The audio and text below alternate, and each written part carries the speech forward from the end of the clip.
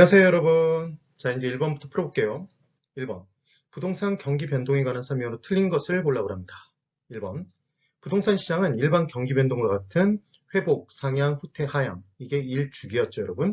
네 가지 국면 이외에 안정시장이 별도로 존재할 수 있다는 얘기를 했어요. 그래서 안정시장은 불황에 강한 시장이라고도 표현했었죠. 그래서 적정 규모의 주택이나 도심지의 목 좋은 상가 등이 포함이 됐었습니다. 그럼 가격이 급락하거나 급등하지 않는다는 얘기를 했어요. 급락이나 급등하지 않는다. 그래서 투기 수요가 개재될 여지가 거의 없는 거라는 말씀을 드렸죠.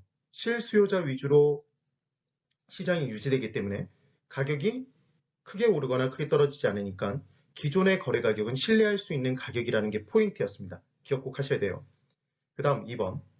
부동산 경기 변동 국면은 공실률, 건축허가 건수, 거래량 등으로 확인할 수 있다. 다시 한번 복습해 볼까요? 부동산 경기는 건축 경기였습니다. 그래서 건축물에는 크게 세 가지가 있었죠. 주, 상, 공이 있었어요. 그때 가장 숫자가 많은 건 주택이니까 주택 건축 경기가 일반적인 부동산 경기였죠. 이게 협의의 부동산 경기. 상공까지 포함시키면 광의의 부동산 경기. 거기에 토지가 필요했죠. 건물을 짓기 위해서는. 그래서 토지의 분양 실적까지 따지면 걔는 최광의 부동산 경기였다는 게 기억나시면 돼요.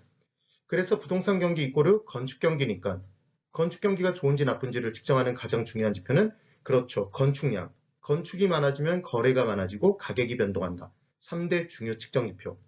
허가받고 착공에 들어와서 완공한다. 선행하고 동행하고 후행한다.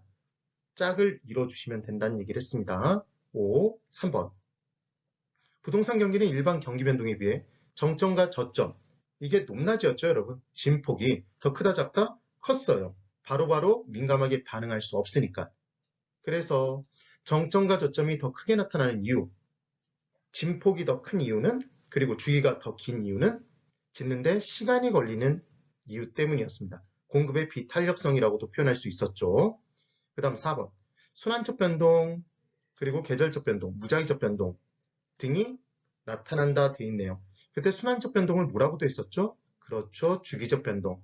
계절적 변동이 있었고 무작위적 변동이 있었어요. 중요한 건 로또 복권은 무작위적으로 뽑으니까 예측할 수 없다. 그래서 예측할 수 없는 사태에 의한 변동은 무작위적 변동이었죠. 그래서 얘를 불규칙, 우발적 변동이라는 표현을 쓰기도 해요. 다른 표현인 거죠. 또 다른 표현인 거예요. 하나 더 있었죠, 여러분? 장기적 변동 기억나세요? 추장, 인디언 추장. 그래서 추세적 변동이라고도 했던 것. 그 다음 5번. 상향 국면에서 직전 회복 국면의 거래 사례 가격은 하한가인지 상한가인지 이 문제였잖아요. 그럼 그려보시라는 얘기를 했어요. 올라가고 있죠. 그러니까 기존 가격이 제일 낮네요. 그래서 하한선으로 작용하는 거죠. 하한가로. 1번에 3번입니다. 2번. 부동산 시장의 경기 변동에 관한 설명으로 틀린 것을 또 골라보래요. 1번. 부동산 경기 변동이란 부동산 시장의 일반 경기 변동처럼 상승과 하강 국면이 반복되죠. 2번. 상향 시장에서 이제 상한가인지 하한가인지를 판단하는 거예요. 상향시장 올라가고 있죠? 그려보시는 거예요. 그래야 더 안 헷갈려요. 그럼 기존 가격이 제일 낮네요. 그래서 하한가죠. 상한이 된다 그래서 X네요. 2번이 답. 그럼 D를 볼 필요가 없다는 얘기죠, 사실은. 그 다음 3번. 회복시장은 가격이 올라가고 있어요. 그러니까 기존 가격이 제일 낮겠죠. 하한가예요. 그 다음 4번. 후퇴시장 가격이 떨어지고 있어요. 그러니까 기존 가격이 제일 높겠네요. 상한가죠. 그 다음 하향시장 가격 떨어지고 있어요. 그러니까 기존 가격이 제일 높겠죠. 그래서 상한선으로 작용할 겁니다. 이해되시죠, 여러분? 헷갈리지 않기 위해서 그리시고 나중에는 바로바로 판단이 가능하게 되실 거예요. 부동산 경기 변동에 관한 설명으로 틀린 것을 골라보래요. 1번. 부동산 경기 변동도 일반 경기와 마찬가지로 회복 국면, 상향 국면, 후퇴 국면, 하향 국면 등의 순환적 경기 변동을 나타내는데 회복과 상향은 올라가고 있잖아요. 그래서 얘를 확장기라는 표현을 쓰기도 해요. 후퇴 국면과 하향 국면을 줄어들고 있어서 수축기라는 표현을 쓰기도 합니다. 이렇게 이 국면으로 구분할 수도 있다는 걸 살짝만 기억해 두세요. 순환적 경기 변동을 나타내죠. 2번. 하향 국면은 가격이 하락하고 있나요? 그럼 가격의 하락은 초과 공급에 의해서 나타나죠. 초과 공급자들끼리 서로 팔기 위해서 경쟁하는 시장에서 누가 힘이 세다고요? 반대편 사람, 수요자, 매수자 중시 경향을 띠겠죠. 이렇게 생각하실 수도 있어요. 가격이 떨어지는 시장에선 산다, 안 산다? 안 산다. 그러니까 누가 힘이 세다? 안 사는 사람이 힘이 센 거예요. 수요자가. 그래서 기존의 가격은 떨어지고 있으니까 제일 높겠죠. 상한가. 3번. 상향 국면은 가격이 상승하고 있습니다. 그럼 초과 수요가 발생하고 있는 시장이죠. 누가 힘이 세요? 반대로 공급자, 매도자 중시 경향을 띠게 되겠죠.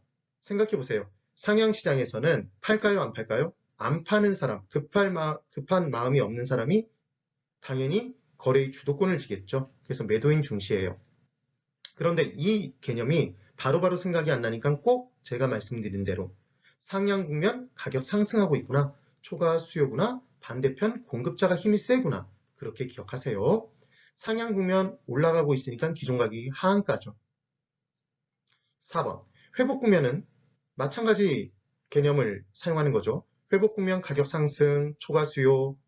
누가 힘이 세다? 공급자가 힘이 세네요. 매도자 중시. 그 다음 회복되고 있는 시장, 가격이 올라가고 있는 시장에서는 기존 가격이 제일 낮다. 그래서 하한가가 됩니다. 근데 지금 기준 가격이 되기도 한다고 됐어요. 그럼 회복 국면에서 처음 얼마 안 지난 상황이라면 그 회복은 서서히 진행이 되잖아요. 그럼 기존 가격과 똑같은 가격에 거래될 수도 있겠죠. 그래서 거래의 기준이 될 수도 있다 이런 얘기를 해요. 그러니까 생각하실 때 어떻게 생각하시면 되냐면 올라가고 있는 국면이 있죠. 회복 시장과 상향 시장이 있어요. 그럼 그때 회복 시장은 처음 이제 올라가기 시작하는 거잖아요. 그러니까 상승폭이 작으니까 기존 금액 자체가 기준이 될 수도 있는 거죠. 하한가가 될 수도 있겠지만 그 얘기입니다. 그 다음 5번.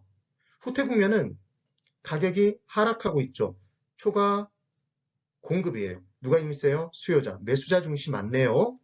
그렇게 확인해 놓고 후퇴 국면도 가격이 떨어지는 시장, 후퇴와 하향 시장 중에 처음 출발이잖아요. 그래서 얘는 기준이 되는 가격이 될 수도 있다라는 거죠. 그 얘기입니다. 이 기준 가격을 처음 들어본다, 너무 어렵다 그렇게 생각하지 마세요. 그래서 후퇴 국면은 기본적으로 가격이 하락하고 있으니까 기존의 가격이 제일 높다. 상한가죠. 지금 문제를 풀어보니까 부동산 경기 변동에서 중요시 여기는 내용들이 정확하게 이해가 되세요? 제가 왜 수업을 그렇게 진행했는지 이해를 해주셔야 되는 겁니다. 네, 오늘 여기까지입니다. 대단히 수고 많으셨어요.